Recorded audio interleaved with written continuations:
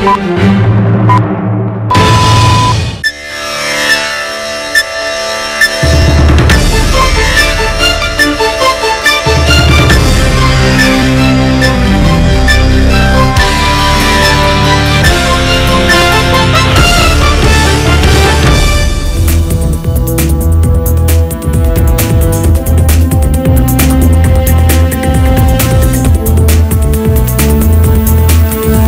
আলাইকুম প্রিয় দর্শক, আমি হাসিব মারজান আপনাদের সবাইকে আমন্ত্রণ জানাচ্ছি চ্যানেল আই সংবাদে।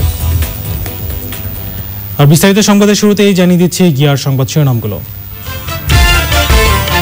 জাতীয় অধ্যাপক আনিসুজ্জামান আর নেই, সর্বজন শ্রদ্ধেয় অভিভাবকের বিদায়ে রাষ্ট্রপতি, প্রধানমন্ত্রী ও সর্বস্তরের মানুষের শোক।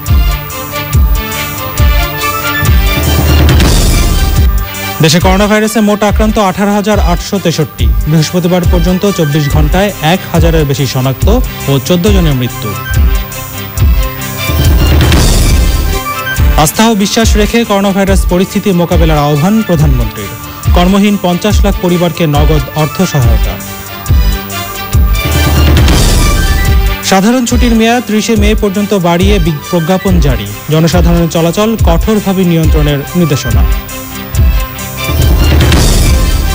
এবং করোনায় বিশ্বে মৃত্যু 3 লাখ ছাড়ালো, ভাইরাস পুরোপুরি নির্মূল নাও হতে পারে, সতর্ক করেছে বিশ্ব স্বাস্থ্য সংস্থা।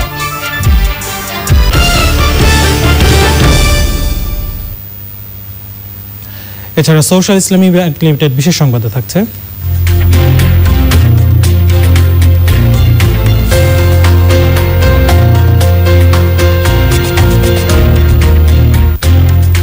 বাংলাদেশে করোনা ভাইরাস প্রতিরোধী কাপড় তৈরির খবর।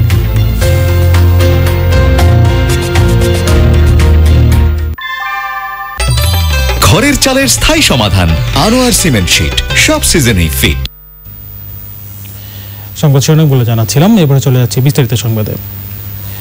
জাতীয় অধ্যাপক ডক্টর আনিসুজ্জামান ইন্তেকাল করেছেন, ইন্না লিল্লাহি ওয়া ইন্না ইলাইহি রাজিউন। তার বয়স হয়েছিল 83 বছর। ঢাকার সম্মিলিত সামরিক হাসপাতাল CMH-এ চিকিৎসাধীন অবস্থায় তার মৃত্যু হয়। দীর্ঘদিন বার্ধক্যজনিত রোগে ভুগছিলেন তিনি। তার মৃত্যুতে শোক জানিয়েছেন রাষ্ট্রপতি আব্দুল হামিদ, প্রধানমন্ত্রী শেখ হাসিনা। রিপোর্ট করছেন কাজী ইমদাদ। অধ্যাপক ডক্টর আনিসুজ্জামান 1937 সালের 18 ফেব্রুয়ারি পশ্চিমবঙ্গের 24 পরগনায় জন্মগ্রহণ করেন। তিনি ঢাকা বিশ্ববিদ্যালয়ের বাংলা বিভাগে দীর্ঘদিন অধ্যাপনা করেছেন আনিসুজ্জামান। 1952 ভাষা আন্দোলন, 69-এর গণ অভ্যুত্থান ও 71-এর বাংলাদেশের মুক্তিযুদ্ধে সক্রিয়ভাবে অংশ নেন তিনি।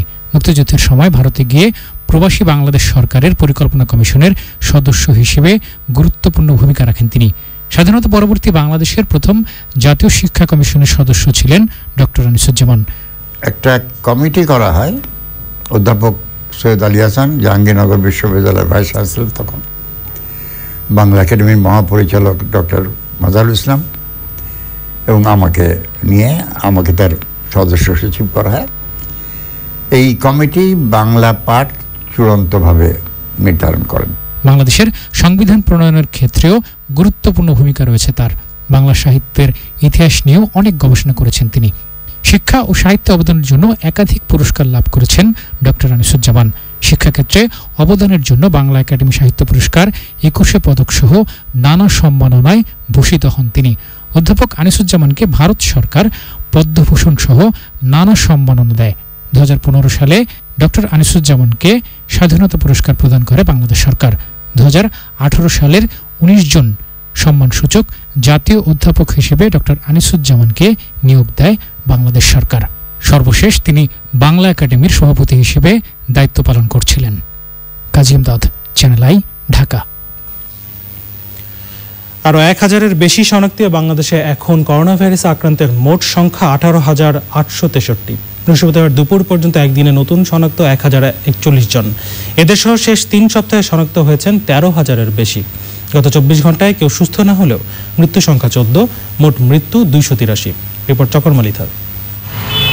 কত মানুষ নিজেকে করোনা ভাইরাসে সংক্রমিত মনে করছেন, বিশেষজ্ঞরা তার একটি সম্ভাব্য ধারণা নেন স্বাস্থ্য অধিদপ্তরে আসা কল সংখ্যা দিয়ে।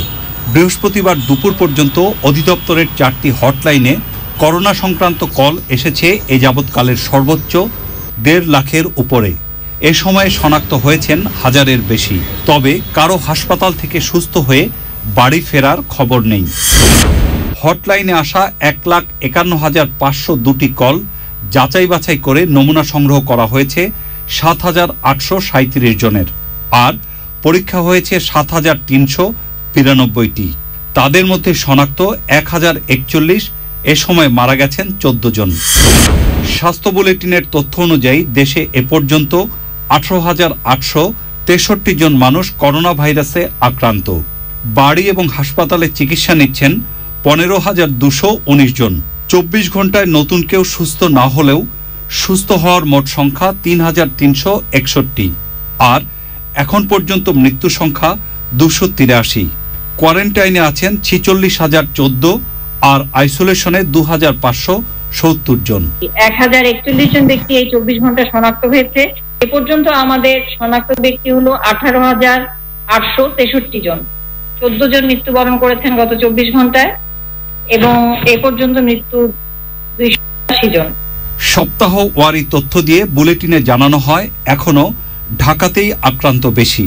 আমাদের অষ্টম সপ্তাহ, যেটা ছিল 26 এপ্রিল থেকে 2 মে, আমাদের মোট শনাক্ত ছিল 3,792 জন এবং সেই সপ্তাহে সুস্থ হয়েছিল 64 জন এবং মৃত্যুবরণ করেছিল 35 জন।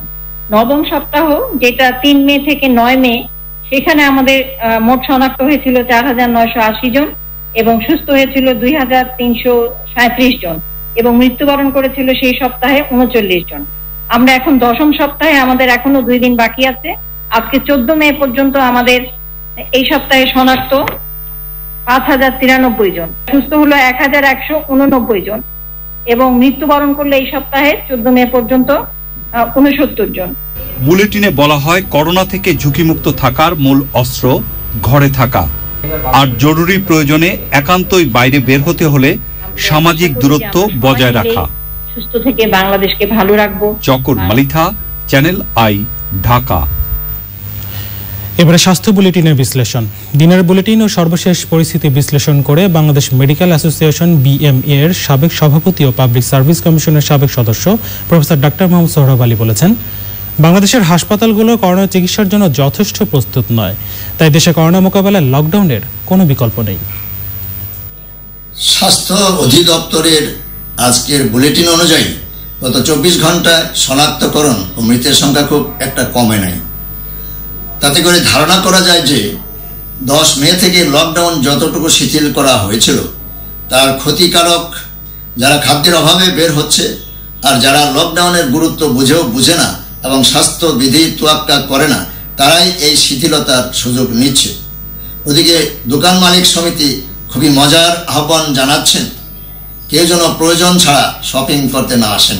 আমাদের মতো ঘনবসতিপূর্ণ দেশে করোনার ভয়াবহতা চিন্তা করে লকডাউন তথা সামাজিক দূরত্ব বজায় রাখার উপরই নির্ভর করতে হবে, কেননা আমাদের দেশের হাসপাতালগুলো করোনা চিকিৎসার জন্য অনেক চেষ্টার পরও যথেষ্ট প্রস্তুত নয়। জনগণকে আস্থা, বিশ্বাস ও মনোবল নিয়ে যে কোনো পরিস্থিতি মোকাবেলায় প্রস্তুত থাকতে বলেছেন প্রধানমন্ত্রী শেখ হাসিনা। করোনা মোকাবেলায় জনগণকে সাহসী হওয়ার আহ্বান জানিয়ে তিনি বলেন, লকডাউন শিথিল করায় সংক্রমণ কিছুটা বাড়লেও তা নিয়ন্ত্রণে রাখা সম্ভব। সামাজিক সুরক্ষা বেষ্টনীর বাইরে থাকা কর্মহীন মানুষকে নগদ আর্থিক সহায়তা কার্যক্রম উদ্বোধন করেছেন প্রধানমন্ত্রী। পান্থর রহমান জানাচ্ছেন বিস্তারিত। মহামারী হয়ে গোটা বিশ্ব দাপিয়ে বেড়াচ্ছে কোভিড-19 বা করোনা ভাইরাস নামের অদৃশ্য এক শত্রু। অতি ছোঁয়াচে এই ভাইরাস মানুষ থেকে মানুষে ছড়াচ্ছে দুর্বার গতিতে। করোনার বিস্তার ঠেকাতে বিশ্বজুড়ে চেষ্টা চলছে মানুষ থেকে মানুষকে আলাদা রাখার। তারই অংশ ঘরবন্দি জীবন, যার আনুষ্ঠানিক নাম লকডাউন। বাংলাদেশেও প্রায় 1 মাস ধরে ঘরবন্দি জনগণ। তাতে স্বাভাবিক জীবন স্থবির হয় সবচেয়ে বিপাকে স্বল্প আয়ের খেটে খাওয়া মানুষ। করোনা ভাইরাসের কারণে কাজ হারানো তেমন দিনমজুর দরিদ্র মানুষকে নগদ আর্থিক সহায়তা দিতে এই ভিডিও কনফারেন্সের আয়োজন। গণভবন থেকে যুক্ত হয়ে সামাজিক সুরক্ষা বেষ্টনীর বাইরে থাকা তেমন 50 লাখ দরিদ্র পরিবারের প্রত্যেকের হাতে 2,500 টাকার নগদ সহায়তা তুলে দেন প্রধানমন্ত্রী।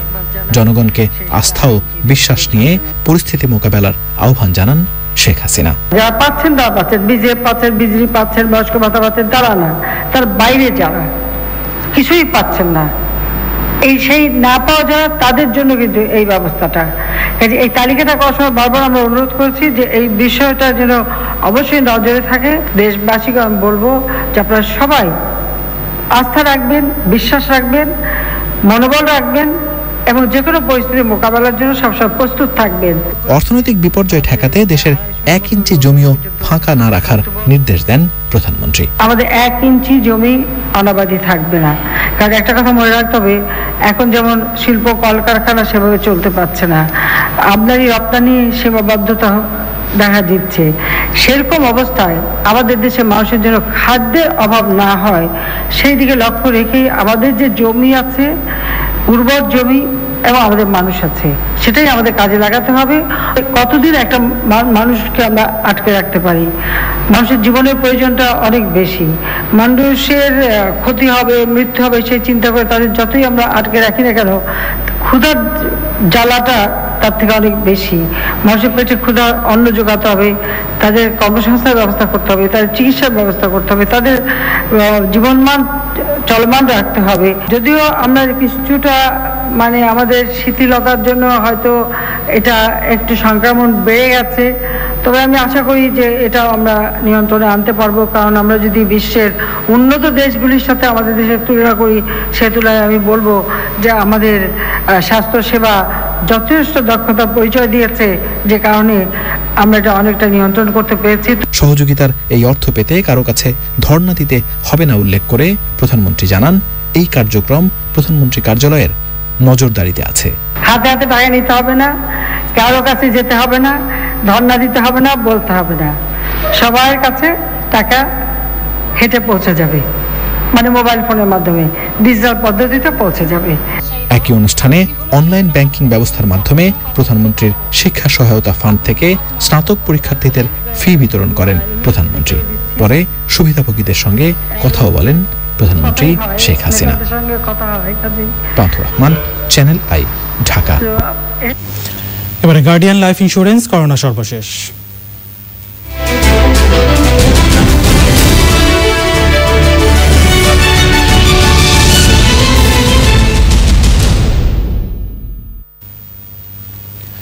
সংবাদে এই পর্যায়ে করোনা ভাইরাস পরিস্থিতির সবশেষ আপডেট জানাতে বার্তা কক্ষ থেকে যুক্ত হচ্ছেন তারিকুল ইসলাম মাসুম। সরাসরি তার কাছে যাচ্ছি। মাসুম, করোনা ভাইরাস পরিস্থিতি নিয়ে আপনার কাছে সবশেষ কি তথ্য আছে?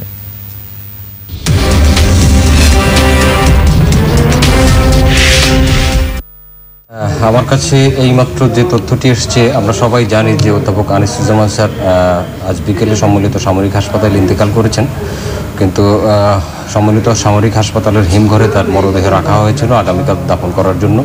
তার করোনা নমুনা পরীক্ষা করা হয়েছে এবং পরীক্ষায় তার করোনা পজিটিভ এসেছে, অর্থাৎ আনিসুজ্জামান স্যার করোনা আক্রান্ত ছিলেন এবং করোনা আক্রান্ত হয়ে অন্যান্য উপসর্গ নিয়ে তিনি এই জন্য আগামীকাল যে অনুষ্ঠান করার কথা ছিল সকাল 11টায় বাংলা একাডেমির প্রাঙ্গণে নিয়ে যাওয়া শ্রদ্ধা জানানোর জন্য বিধি মোতাবেক, এবং জুমা ঢাকা বিশ্ববিদ্যালয়ের কেন্দ্রীয় জামে মসজিদে নামাজে যেমন জানাজা অনুষ্ঠিত হওয়ার কথা ছিল এবং তার পরিবারের ইচ্ছা অনুযায়ী আজ কবরস্থানে দাফন করার ইচ্ছা ছিল, কিন্তু এখন যেহেতু আনিসুজ্জামান স্যারের মরদেহে করোনা ভাইরাস শনাক্ত হয়েছে, এখন বিশ্ব স্বাস্থ্য সংস্থার দেয়া নির্দেশনা অনুযায়ী পরবর্তী কার্যক্রম করা হবে, অর্থাৎ তার মরদেহ সমাহিত করা হবে করোনা প্রোটেকশন অনুযায়ী বা করোনা প্রোটোকল অনুযায়ী। এছাড়া আমার কাছে আরো কিছু তথ্য আছে দর্শক। আন্তর্জাতিক তথ্যর মধ্যে এই কিছুক্ষণ আগেই ওয়ার্ল্ডোমিটারের তথ্য অনুযায়ী বিশ্বে করোনা আক্রান্ত হয়ে মৃত্যুর সংখ্যা 3 লাখ অতিক্রম করেছে। আমার কাছে এখন পর্যন্ত যে তথ্য আছে তাতে সারা বিশ্বে করোনা আক্রান্ত হয়ে মারা গেছেন 3,385,000 জন, আর করোনা ভাইরাসে আক্রান্ত হয়েছেন 44,82,808 জন এবং সুস্থ হয়েছেন 16,78,363 জন। এবং আরো কিছু খবর ছিল আমার কাছে, সেগুলো বলছি। N95 মাস্ক কেলেঙ্কারির ঘটনা তদন্তে চেয়ে হাইকোর্টে রিট করেছেন সুপ্রিম কোর্টের একজন আইনজীবী। এতে জেএমআই কোম্পানিকে কালো তালিকাভুক্ত করার নির্দেশনা চাওয়া হয়েছে। গণপরিবহন বিষয়ক বিজ্ঞপ্তিতে সড়ক পরিবহন সেতু মন্ত্রণালয় থেকে জানানো হয়েছে 30 মে পর্যন্ত গণপরিবহন বন্ধ থাকবে এবং পণ্যবাহী যানবাহনে যাত্রী চলাচল করা যাবে না। করোনা ভাইরাস প্রতিরোধে স্থানীয় সরকার মন্ত্রণালয় থেকে সিটি কর্পোরেশন এবং পৌরসভা সমূহকে 30,73,00,000 টাকা বরাদ্দ দিয়েছে। ময়মনসিংহ বিভাগে ময়মনসিংহে আজ 22 জনের করোনা পজিটিভ হয়েছে। এদের মধ্যে ময়মনসিংহের 14 জন, ময়মনসিংহ মেডিকেল কলেজের 3 জন চিকিৎসক এবং 4 জন নার্স সহ 9 জন, সদরে 3 জন, ভালুকায় 1 জন, ঈশ্বরগঞ্জে 1 জন, ময়মনসিংহ জেলায় মোট শনাক্ত 260 জন। নেত্রকোনায় 1 জন চিকিৎসক সহ 7 জন করোনা আক্রান্ত শনাক্ত হয়েছেন। জেলা সদরে 5 জন, বারোহাট্টায় 1 জন, মদনে 3 জন, নেত্রকোনা জেলায় মোট শনাক্ত 95 জন। জামালপুরের বক্সিগঞ্জ উপজেলায় 1 জন আক্রান্ত শনাক্ত হয়েছেন, মোট আক্রান্ত 111 জন। এ নিয়ে ময়মনসিংহ বিভাগে আক্রান্ত হলেন 507 জন, যার মধ্যে বৃহস্পতিবার সুস্থ হয়ে বাড়ি ফিরেছেন 13 জন। এ নিয়ে এই বিভাগে সুস্থ হলেন 184 জন। রাজশাহীতে 10 দিন পর 3 জন করোনা আক্রান্ত রোগী শনাক্ত হয়েছেন। আক্রান্তরা বাগমারা উপজেলা এবং মোহনপুর উপজেলার, মোট আক্রান্ত শনাক্ত হয়েছেন 20 জন। কক্সবাজারে প্রথমবারের মতো 2 জন রোহিঙ্গা শরণার্থী করোনা আক্রান্ত শনাক্ত হয়েছেন। আজ বৃহস্পতিবার কক্সবাজারে মোট 12 জন করোনা আক্রান্ত শনাক্ত হন। পরীক্ষা করা হয়েছিল 186 জনের শরীরের নমুনা।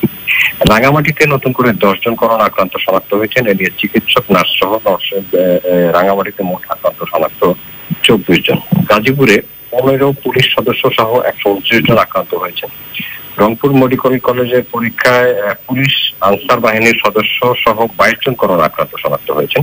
আক্রান্তদের মধ্যে রংপুর মেডিকেল কলেজ হাসপাতালের 3 আনসার সদস্য, রংপুর পুলিশ লাইন্সের 6 পুলিশ সদস্য, মেট্রোপলিটন পুলিশের 1 জন সদস্য, মিঠাপুকুর উপজেলা স্বাস্থ্য কমপ্লেক্সের 1 জন কর্মী, রংপুর নগরের 3 জন, গঙ্গাচাড়ার 3 জন, মিঠাপুকুর উপজেলার 1 জন। এ নিয়ে রংপুরে মোট আক্রান্ত শনাক্ত 174 জন।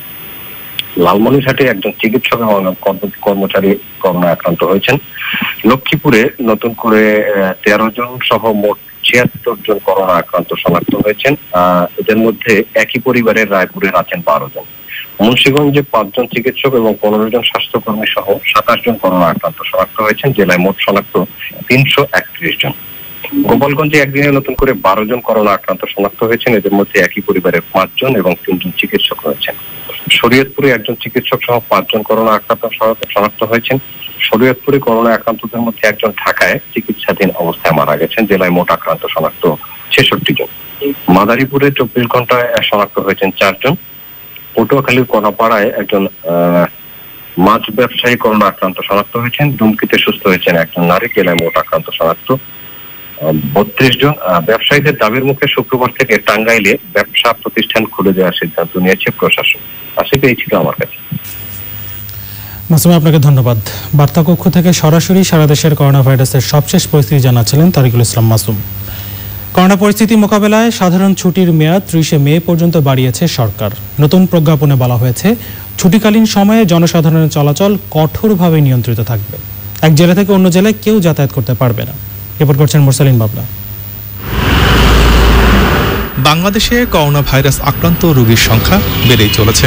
ভাইরাসটির বিস্তার রোধে 15 দফা নির্দেশনা দিয়ে 30 মে পর্যন্ত আবারও সাধারণ ছুটির মেয়াদ বাড়িয়ে প্রজ্ঞাপন জারি করেছে সরকার। বলা হয়েছে, ছুটিকালীন সময়ে কঠোরভাবে জনগণের চলাচল নিয়ন্ত্রণ করবে আইন শৃঙ্খলা বাহিনী। ছুটিকালীন সময়ে স্বাস্থ্য সেবা বিভাগ কর্তৃক যে সমস্ত নির্দেশমালা জারি করা হয়েছে সেটি কঠোরভাবে মানতে হবে। হ্যাঁ, এক জেলা থেকে আরেক জেলায় চলাচল করা যাবে না, এই সমস্ত বিষয়গুলি আছে, এটি আগের মতোই। আর অন্যান্য যে বিষয়গুলি রয়েছে সেটি আগের মতোই। সমস্ত নিষেধাজ্ঞা জনসাধারণ ও সব কর্তৃপক্ষ অবশ্যই কঠোরভাবে মেনে চলবেন। ঈদ উল ফিতরের নামাজ আদায়ের ক্ষেত্রে বিদ্যমান স্বাস্থ্যবিধি প্রযোজ্য থাকবে বলে প্রজ্ঞাপনে উল্লেখ করা হয়েছে। ঈদ উল ফিতরের নামাজের ক্ষেত্রে এই যে বর্তমান যে বিদ্যমান যে বিধিবিধান আছে সেটি প্রযোজ্য থাকবে। আর ঈদের নামাজের ক্ষেত্রে উন্মুক্ত স্থানে বড় জমায়েত পরিহার করতে হবে। আর ধর্ম মন্ত্রণালয় আলাদাভাবে এটা নির্দেশনা জারি করবে। প্রজ্ঞাপনে বলা হয়েছে, রাত 8টা থেকে সকাল 6টা পর্যন্ত অতি জরুরি প্রয়োজন ছাড়া কেউ ঘরের বাইরে যেতে পারবে না। দোকানপাট এবং শপিং মল সকাল 10টা থেকে বিকাল 4টা পর্যন্ত খোলা রাখা যাবে। শপিং মলে আসা ক্রেতাদের স্বাস্থ্যবিধি কঠোরভাবে মানতে হবে। জরুরি পরিষেবার সাথে সংশ্লিষ্টদের চলাফেরা ও যানবাহন চলাচল নিষেধাজ্ঞার আওতামুক্ত থাকবে। পণ্য পরিবহনের কাজে নিয়োজিত যানবাহন সড়ক ও নৌপথে চলাচল করবে। ডাক্তার, নার্স, স্বাস্থ্যকর্মী, ওষুধ সহ চিকিৎসা সরঞ্জাম বহনকারী যানবাহন ও গণমাধ্যম কর্মী নিষেধাজ্ঞার আওতামুক্ত থাকবেন। শ্রমিকদের স্বাস্থ্যসেবা নিশ্চিত করে উৎপাদনমুখী শিল্প কারখানা চালু রাখা যাবে। এ সময়ে ব্যাংকিং ব্যবস্থা চালু রাখতে প্রয়োজনীয় দিক নির্দেশনা দেবে বাংলাদেশ ব্যাংক। ছুটিকালীন সময়ে সকল শিক্ষা প্রতিষ্ঠান বন্ধ থাকবে। এ সময় কেউ কর্মস্থল ত্যাগ করতে পারবেন না। সড়কপথ, নৌপথ ও রেলপথে যান চলাচল বন্ধ থাকার পাশাপাশি অভ্যন্তরীণ রুটে বিমান চলাচল ছুটিকালীন সময়ে বন্ধ থাকবে। মোরসালিন, বাবলা, চ্যানেল আই, ঢাকা। নারায়ণগঞ্জে কর্মরত একজন চিকিৎসক পরিবারের 17 সদস্যই আক্রান্ত হয়েছিলেন করোনায়। অন্য রোগীদের সেবা দেওয়ার পাশাপাশি পরিবারের সদস্যদের সুস্থ করতে দিনরাত পরিশ্রম করেছেন তিনি। তার সেবাতে অবশেষে 70 বাবা মা সহ সবাই করোনাকে জয় করে সুস্থ হয়ে উঠেছেন। করোনা ভাইরাস থেকে একটি পরিবারের সুস্থ হওয়ার গল্প জানাচ্ছেন মোরসালিন বাবলা। নারায়ণগঞ্জের পাগলার পশ্চিম দিলপাড়া এলাকায় 4 ছেলে 4 মেয়ে, ছেলের বউ আর নাতিদের নিয়ে নিজ বাড়িতে বসবাস করেন ব্যবসায়ী হাজী আহসান উদ্দিন। এক মেয়ে শিল্পী আক্তার নারায়ণগঞ্জ সিভিল সার্জন অফিসের মেডিকেল অফিসার। ডাক্তার বোনের কাছে নিয়মিত খাবার নিয়ে আসা যাওয়া করত ছোট ভাই ইয়াসিন আরাফাত। এরই মধ্যে বৃদ্ধ বাবা মা সহ পরিবারের 70 সদস্য একই সাথে করোনায় আক্রান্ত হলে ঘাবড়ে যান এই চিকিৎসক। আমার ভাই আমার কাছে যাতায়াত করতো। হঠাৎ আমার ভাই জ্বর, কাশি, শ্বাসকষ্ট অনুভব করলে আমি তার 18 এপ্রিল করোনা টেস্ট করাই এবং 20 এপ্রিল করোনা পজিটিভ আসে। আমি তাকে আলাদা রুমে আইসোলেশন করে ফেলি আমাদের বাড়িতে এবং তাকে চিকিৎসা দিই। তারপর আমি চিন্তা করি, যেহেতু আমার বাবার পরিবার যৌথ ফ্যামিলি, আমি পরিবার অন্য সদস্যদেরও করোনা টেস্ট করাই। তাদের 23 এপ্রিল করোনার স্যাম্পল দেই এবং তাদের 26 এপ্রিল আমার পরিবারের 17 জন সদস্যের সবার পজিটিভ আসে। করোনার হটস্পট হয় নারায়ণগঞ্জে করোনা ভাইরাসের রোগী বেশি, তার উপর পরিবারের সদস্যরা আক্রান্ত, তাই দারুণ ঝুঁকি পোহাতে হয়েছে তাকে। যেহেতু আমার বাবা মা বয়স্ক মানুষ এবং তাদের ডায়াবেটিস, প্রেশার, অ্যাজমা এগুলো কোমরবিডিটি আছে, তাদেরকে তাদের আগের ওষুধগুলো চালিয়ে যেতে বলি এবং তাদেরকে নতুন কিছু ট্রিটমেন্ট অ্যাড করি, সিমটোমেটিক ট্রিটমেন্ট। আমি তাদেরকে 24 ঘন্টা ফলো আপে রাখি এবং গাইডলাইন অনুযায়ী চিকিৎসা ও স্বাস্থ্যবিধি মেনে চলতে বলি। তাদেরকে ইমিউনিটি বুস্ট করার জন্য ভিটামিন সি জাতীয় খাবার, প্রোটিন জাতীয় খাবার বেশি বেশি করে খেতে বলি, বারবার স্টিম নিতে বলি, রচা খেতে বলি, গরম পানি খেতে বলি এবং প্রচুর পরিমাণ বিশ্রাম নিতে বলি আর হালকা হালকা ব্যায়াম করতে বলি। নিয়মিত স্বাস্থ্যবিধি মেনে চলায় ধীরে ধীরে এখন সুস্থ হয়ে উঠেছেন পরিবারের সব সদস্যই। আমি মানসিকভাবে ভেঙে পড়ি নাই। আমি আল্লাহর প্রতি বিশ্বাস ছিল।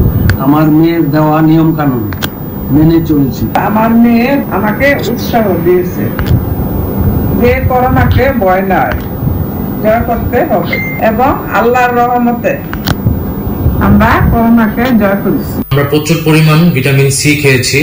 তারপর 1 ঘন্টা পর পর আমরা গরম পানি খেয়েছি। মাঝে মাঝে গরম পানির সাথে গরম মশলা জাতীয় কিছু, যেমন লং, দারচিনি, গরম, এগুলো মিলিয়ে আমরা চায়ের মতো বানিয়ে খেয়েছি।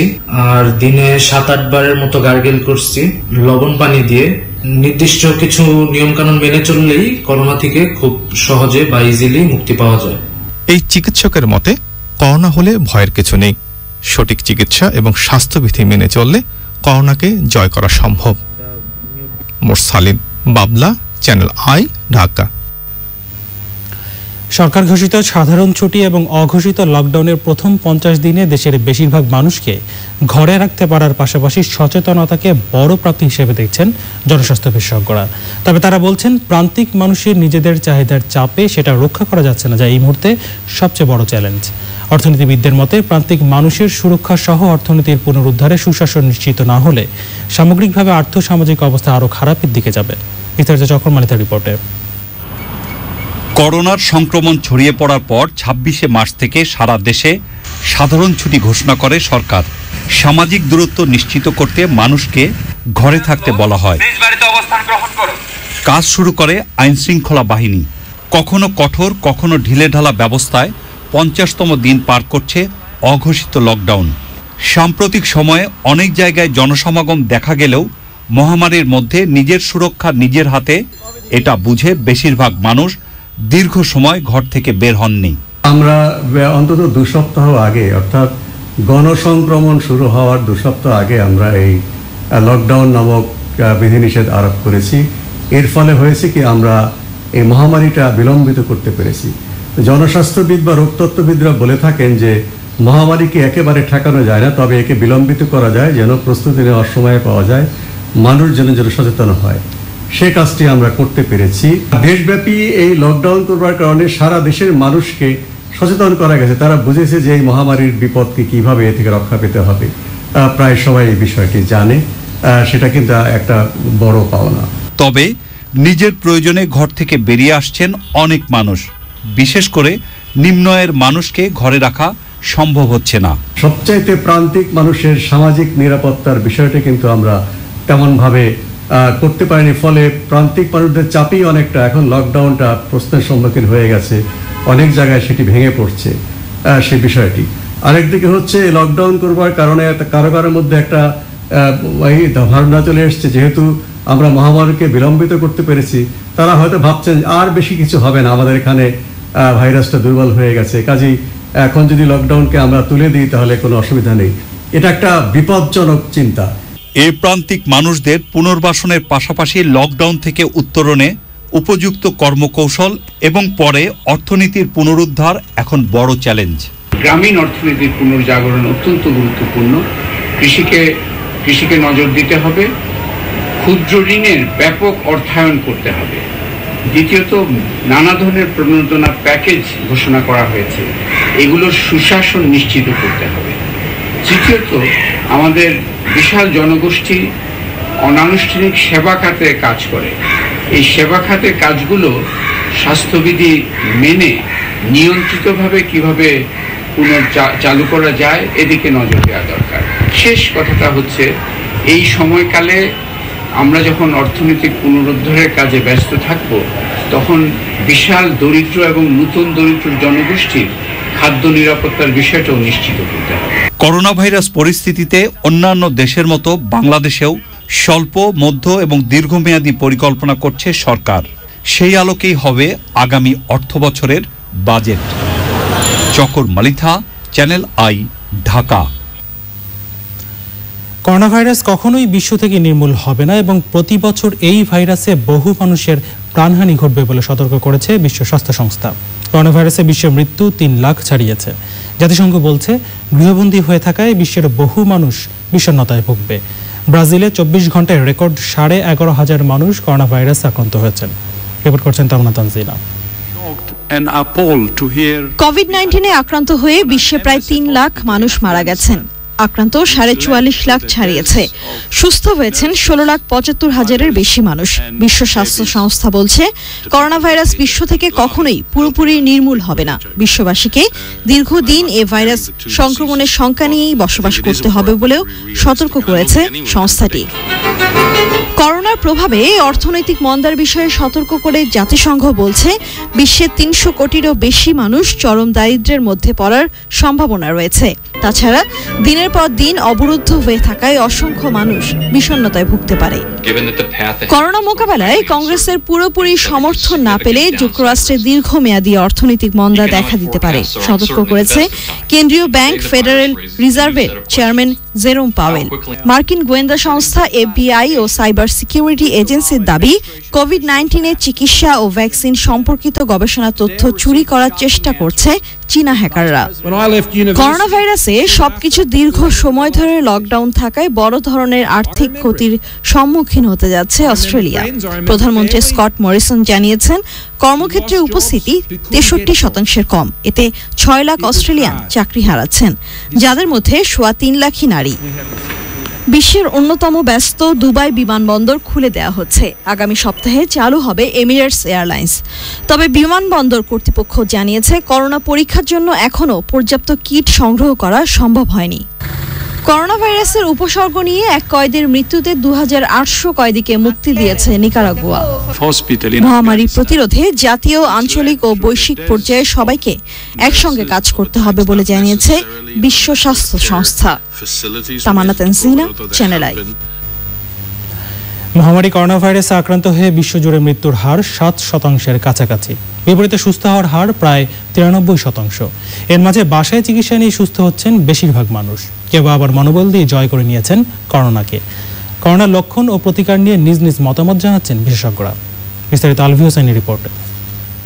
ইংল্যান্ডের ইয়র্কের অবসরপ্রাপ্ত নৌ কর্মকর্তা অ্যালেক্স মেলো কোভিড-19 আক্রান্ত হয়ে হাসপাতালের ভেন্টিলেশন থেকে সুস্থ হয়ে বাসায় ফিরেছেন। করোনায় তার ফুসফুসে ক্ষতি হয়েছে, হ্রাস পেয়েছে ঘ্রাণ শক্তির, তাই গরম পানির ভাপ নিচ্ছেন তিনি। পাশাপাশি চালিয়ে যাচ্ছেন নিয়মিত শরীরচর্চা। এতেই এখন বেশ সুস্থ সাবেক এই নৌ কর্মকর্তা। করোনা ভাইরাসে আরেক আক্রান্ত ভেরোনিকা অ্যান্টোনেলি বাসায় থেকে সুস্থ হয়েছেন, চালিয়ে গিয়েছেন শ্বাসতন্ত্রের ব্যায়াম। নিয়মিত সঙ্গীত চর্চা করা ভেরোনিকা করোনায় আক্রান্ত হওয়ার পর সামান্য গান করতেই ক্লান্ত হয়ে পড়তেন। নিয়মিত শ্বাসতন্ত্রের ব্যায়াম করে মুক্তি পেয়েছেন ক্লান্তির যন্ত্রণা থেকে।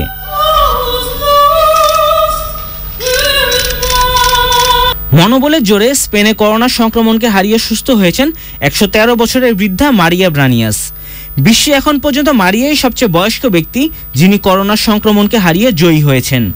মার্চে লকডাউনের শুরুতেই তার শরীরে করোনা সংক্রমণ ধরা পড়ে, তবে কয়েক সপ্তাহ আইসোলেশনে থাকার পর প্রায় সুস্থ হয়ে গেছেন তিনি। 1918-19 সালে মহামারী স্প্যানিশ ফ্লু, 1936 থেকে 1939 সালের স্পেনের গৃহযুদ্ধ এবং করোনা ভাইরাস মহামারী দেখেছেন তিনি।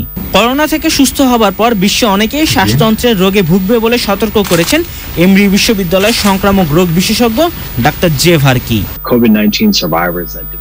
কোভিড-19 যারা গুরুতর অসুস্থতা থেকে সুস্থ হয়েছে তাদের অনেকেই দীর্ঘ সময়ে বিভিন্ন জটিলতায় ভুগবে, যার বেশিরভাগই অস্পষ্ট থাকবে। তবে আমরা আশাবাদী যে সময়ের সাথে সাথে আমরা এ ব্যাপারে আরো জানবো এবং ভালোভাবে চিহ্নিত করতে পারবো। তবে কোভিড-19 সার্ভাইভারদের ফেসবুক গ্রুপের প্রতিষ্ঠাতা ব্র্যান্ডি সোয়েজ বিশ্বের বিভিন্ন প্রান্তের আক্রান্তদের সাথে নিয়মিত যোগাযোগ করছেন। তিনি কোভিড-19 এর লক্ষণগুলো নিয়েও পর্যবেক্ষণ করছেন। তার মতে করোনা শুধু শ্বাসতন্ত্রের রোগ নয়, এটি হৃদযন্ত্র, পেশি এবং মানসিকভাবে অসুস্থ করে দেওয়ার মতো একটি রোগ। Alvi Hussain, channel I. আন্তর্জাতিক এবং অভ্যন্তরীণ যাত্রী পরিবহনের ক্ষেত্রে ফ্লাইট চলাচলের নিষেধাজ্ঞা 30 মে পর্যন্ত বাড়িয়েছে বাংলাদেশ বেসামরিক বিমান চলাচল কর্তৃপক্ষ। বাংলাদেশে করোনার সার্বিক পরিস্থিতি এবং দেশব্যাপী অব্যাহত লকডাউনের সময়সীমা বৃদ্ধির প্রেক্ষিতে আকাশপথে যাত্রী চলাচলের নিষেধাজ্ঞা আগামী 30 মে পর্যন্ত বর্ধিত করা হলো। তবে অবস্থার উন্নতি সাপেক্ষে পুনরায় বিমান চলাচল চালু করার যাবতীয় কার্যক্রম চলমান আছে। ইতিমধ্যে সামাজিক দূরত্ব ও স্বাস্থ্যবিধি অন্তর্ভুক্ত করে বেসামরিক বিমান চলাচল কর্তৃপক্ষ কর্তৃক বিমানবন্দর, বিমান সংস্থা এবং এই বিশেষ সেবায় সংশ্লিষ্ট সকলের জন্য বিশেষ দিক নির্দেশনা এবং নীতিমালা প্রণয়ন করা হয়েছে, যা বাস্তবায়ন প্রক্রিয়া চলমান আছে। চ্যানেল এই সংবাদে এই পর্যায়ে নিয়ে নিচ্ছি অশোক লিল্যান্ড ইফাতাটোস বিরতি। আর বিরতির পর্যায়ে থাকছে আটকে পড়া বাংলাদেশিদের নিয়ে 15ই মে যুক্তরাষ্ট্র থেকে বিশেষ আন্তর্জাতিক সংবাদ।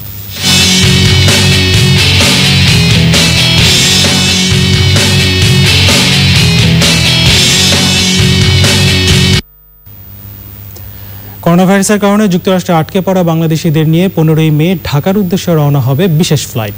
কোভিড-19 বিশ্বের সবচেয়ে ঝুঁকিতে থাকা নিউ ইয়র্কে এখন পর্যন্ত 200-র বেশি প্রবাসী বাংলাদেশির মৃত্যু হয়েছে। সংকটে থাকা প্রবাসীদের পাশে দাঁড়িয়েছে প্রবাসী বাংলাদেশিদের বিভিন্ন সংগঠন।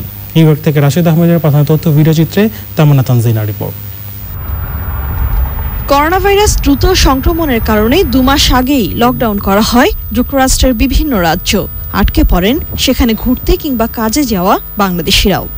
শুক্রবার আটকে পড়া বাংলাদেশিদের নিয়ে রওনা হবে বাংলাদেশ দূতাবাস এবং নিউ ইয়র্ক ও লস অ্যাঞ্জেলসের কনসাল জেনারেল দফতরের উদ্যোগে কাতার এয়ারওয়েজের বিশেষ ফ্লাইট। নিজ খরচে দেশে ফিরছেন তারা। করোনা আক্রান্ত নন, এটি নিশ্চিত হয়েই তাদের বিমানে উঠতে দেওয়া হবে। দেশে ফিরে 14 দিনের বাধ্যতামূলক কোয়ারেন্টাইনে থাকতে হবে তাদের। করোনা ভাইরাস সংক্রমণের বিধি নিষেধের কারণে নিউ ইয়র্কে প্রায় 2 মাস ধরে ঘরে থাকতে হচ্ছে প্রবাসী বাংলাদেশিদেরও। সরকার থেকে কিছু আর্থিক সহায়তা মিললেও বেশিরভাগই সংকটে দিন পার করছেন। রীতিমতো দুর্দিন চলছে পরিবারগুলোতে। জামাইকা বাংলাদেশ ফ্রেন্ড সোসাইটির ব্যানার আন্ডারে আমরা আজকে কাজ করতেছি, ফুড ডিস্ট্রিবিউট করতেছি যাদের খাবার নাই ওদেরকে। যারা ঘর থেকে বেরোতে পারছে না সেই সব নিডি পরিবারের মাঝে আমরা আজ থেকে তাদের ঘরে কমপক্ষে 15 দিনের গ্রোসারি সামগ্রী আমরা পৌঁছে দেব এবং আমাদের এই কর্মসূচি অব্যাহত থাকবে। কাগজপত্রবিহীন আছে তাদের পাশে আমরা আজকে নিউ ইয়র্ক মহানগর আওয়ামী লীগ থেকে দাঁড়াচ্ছি। নিত্য প্রয়োজনীয় সামগ্রী পৌঁছে দিচ্ছে এই সংগঠনগুলো। তার উপহার হিসাবে আমরা বাসায় বাসায় পৌঁছে দেব, যারা আছেন তাদেরকেও আমরা দিব। আয়োজনের মাধ্যমে আমরা চিন্তা করেছি যে যদি আমাদের দ্বারা এই কোভিড-19 আক্রান্ত যদি কেউ উপকৃত হয়, আমরা নিজেরা অনেক বাংলাদেশ আওয়ামী লীগকে ধন্য মনে করব। কোভিড-19 বিশ্বে এখন পর্যন্ত যুক্তরাষ্ট্রেই 85,000-এর বেশি মানুষের প্রাণহানি হয়েছে। আক্রান্তের সংখ্যা 14 লাখ ছাড়িয়েছে। প্রবাসী বাংলাদেশি মারা গেছেন 221 জন। তামান্না তানসিনা, চ্যানেল আই। এবারে সোশ্যাল ইসলামী ব্যাংক লিমিটেড বিশেষ সংবাদ।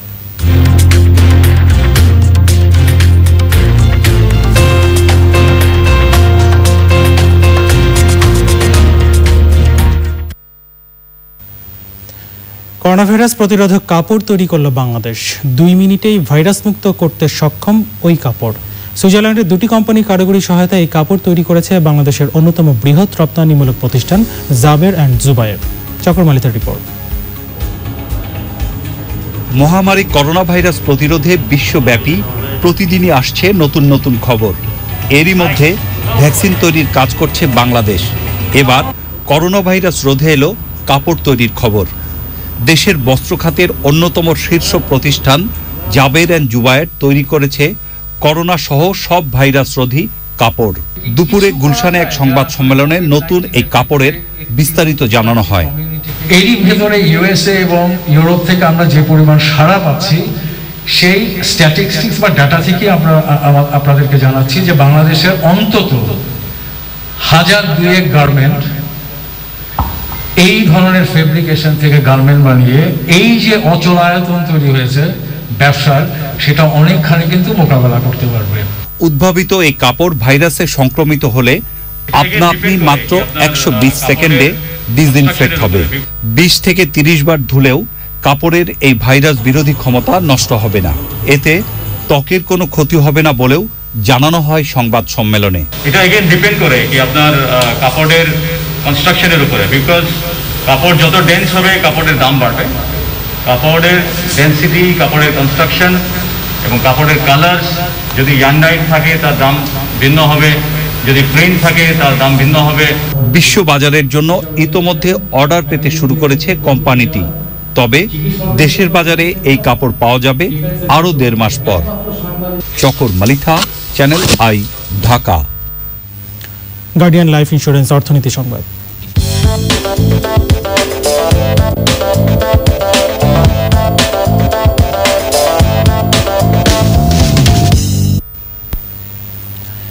নতুন করোনা ভাইরাসের পরিপ্রেক্ষিতে বেকারত্বের হার 10% নিচে রাখার জন্য বিপুল পরিমাণ অর্থ ব্যয় ও ধার করার পরিকল্পনা নিয়েছে নিউজিল্যান্ড সরকার।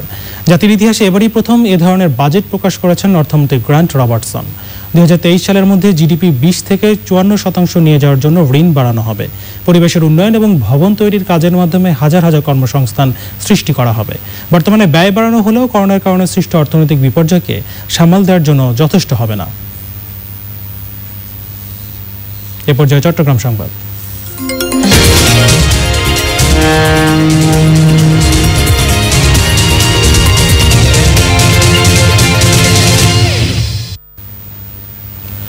করোনা পরিস্থিতিতে চট্টগ্রামে কর্মহীন দিন মজুরদের জন্য বাংলাদেশ সেনাবাহিনী নগরীর জমিয়তুল ফালাহ জাতীয় মসজিদ ময়দানে 1 মিনিটের বাজার চালু করেছে।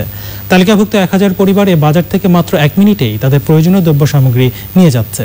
সেনাবাহিনী ব্রিগেডিয়ার জেনারেল আহমেদ তানভীর জানান, সেনাবাহিনী 34 ইঞ্জিনিয়ার কনস্ট্রাকশন ব্রিগেডিয়ারের উদ্যোগে এ বাজারের জন্য বিভিন্ন অঞ্চলের প্রান্তিক কৃষকদের কাছ থেকে ন্যায্য মূল্যে সবজি কিনে আনা হয়।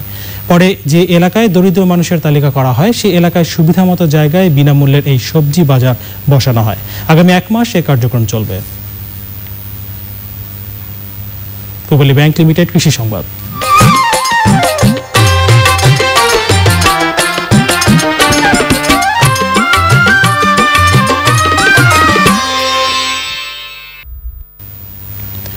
টাঙ্গাইলের দেলদুয়ারে প্রথমবারের মতো পার্পল রাইস বা বেগুনি পাতার ধান আবাদ হয়েছে।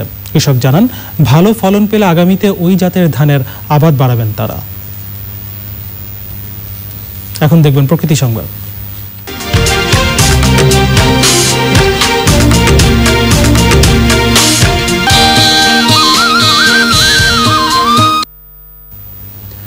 ইট পাথরের নগরী ঢাকার সড়কের পাশের গাছপালা এখন সবুজ সতেজ হয়ে উঠেছে, কিন্তু নগর সৌন্দর্যবিদ, জনস্বাস্থ্য বিশেষজ্ঞ এবং উদ্ভিদবিদরা বলছেন বেশি বৃক্ষ থাকলে পরিবেশ আরও সুন্দর হতো। দেশি বৃক্ষের পরিকল্পিত বিন্যাস চান তারা। এবার এক্সিম ব্যাংক বাণিজ্য সংবাদ।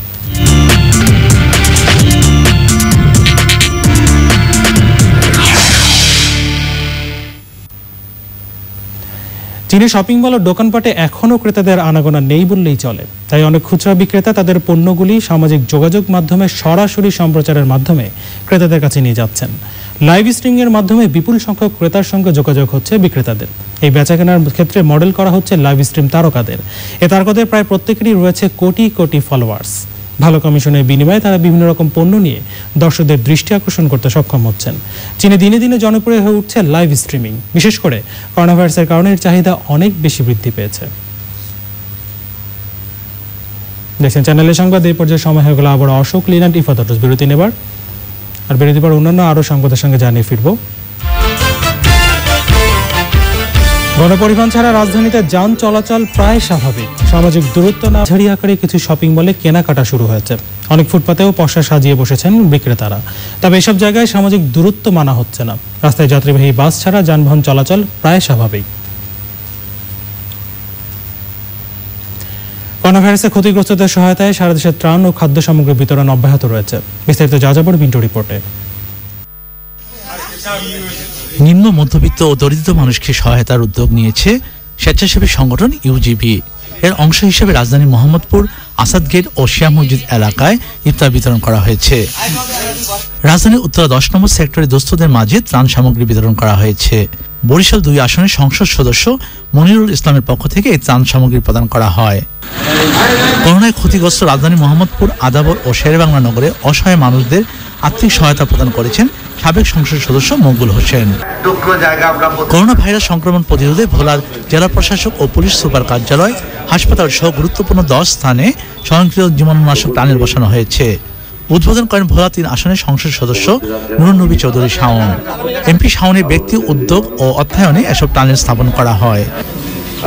প্রধানমন্ত্রীর পক্ষ থেকে উপহার হিসেবে রংপুরে কর্মহীন দোকান কর্মচারীদের মধ্যে ত্রাণ সহায়তা দেওয়া হয়েছে। জেলা স্কুল মাঠে ত্রাণ সহায়তা বিতরণ কার্যক্রমে উদ্বোধন করেন সিটি কর্পোরেশন প্রধান নির্বাহী কর্মকর্তা রুহুল আমিন মিয়া।